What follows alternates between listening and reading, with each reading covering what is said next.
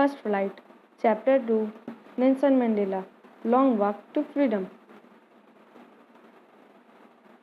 10th May, dawned bright and clear. For the past few days, I had been pleasantly besieged by dignitaries and world leaders who were coming to pay their respect before the inauguration. The inauguration would be the largest gathering ever of international leaders on South Africa soil. The ceremonies took place in the lovely sandstone amphitheater found by the Union Building in Pretoria.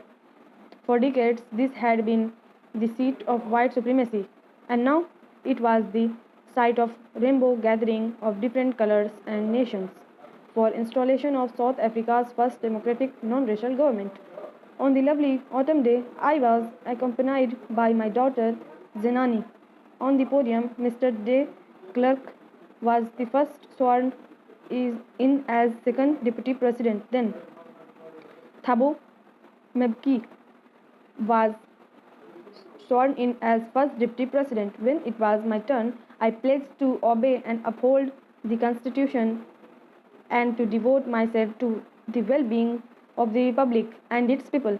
To the assembled guests and the watching world, I said, today, all of us do, by our presence here, confer glory and hope to newborn liberty out of the experience of extraordinary human disaster that lasted too long, must to be born a society of which all humanity will be proud. We, who were outlaws not so long ago, have today been given the rare privilege to be host to the nations of the world.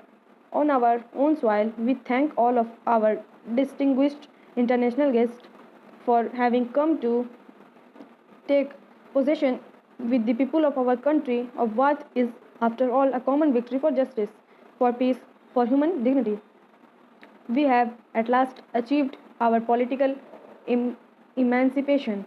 We pledge ourselves to liberate all our people from the continuing bondage of poverty, depression, suffering, gender, and other discrimination. Never, never, and never again shall it be that this beautiful land will again experience the oppression of one by another. The sun shall never set on the glorious human achievement. Let freedom reign. God bless Africa. Few moments later, we all lifted our eyes in awe as a spectacular array of South African jets, helicopter and troop carrier rode in perfect formation over the Union buildings. It was not only a display of pinpoint precision and military force, but a demonstration of the military's loyalty to the democracy, to a new government that had been freely and fairly elected only moments before. The highest generals of the South African Defence Force and police, their chests bedecked with ribbons and medals from days gone by, saluted me and pledged their loyalty.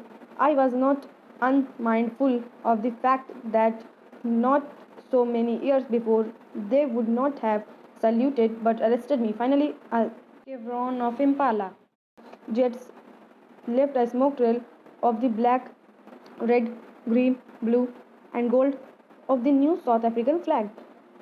The day was symbolized for me by the playing of our two national anthems and the vision of whites singing Nkosi Sikelel Africa and black singing Day Stem, the old anthem of Republic. Although that day neither group knew the lyrics of the anthem they once despised, they would soon know the words by heart. On the day of inauguration, I was overwhelmed with a sense of history. In the first decade of the 20th century, a few years after the bitter Anglo-Boer War and before my own birth, the white-skinned peoples of South Africa patched up their differences and erected a system of racial domination against the dark-skinned peoples of their own land. The structure they created formed the basis of one of the harshest, most inhuman societies of the world has ever known. Now, in the last decade of the 20th century and my own eighth decade as a man, that system had been overturned forever and replaced by one that recognized the rights and freedoms of all people, regardless of the color of their skin. That day had come about through the unimaginable sacrifice of thousands of people whose sufferings and courage can never be counted or repaid. I felt that day, as I have on so many other days, that I was simply the sum of all those African patriots who had gone before me. That long and noble line ended and now began again with me. I was pained that I was not able to thank them and that they were not able to see what their sacrifices had wrought. The policy of apartheid created a deep and lasting wound in my country and my people. All of us will spend many years, if not generations, recovering from that profound hurt. But the decades of oppression and brutality had another unintended effect, and that was that it produced the Oliver Tambos, the Walter Sisulus, the Chief Luthulis, the Yusuf Dadus, the Bram Fikers, the Robert Sobukways of our time. Men of such extraordinary courage, wisdom, and generosity that their like may never be known again. Perhaps it required such depths of operation to create such height of character. My country is rich in minerals and gems that lie beneath its soil, but I have always known that its greatest wealth is its people, finer and truer than the purest diamonds.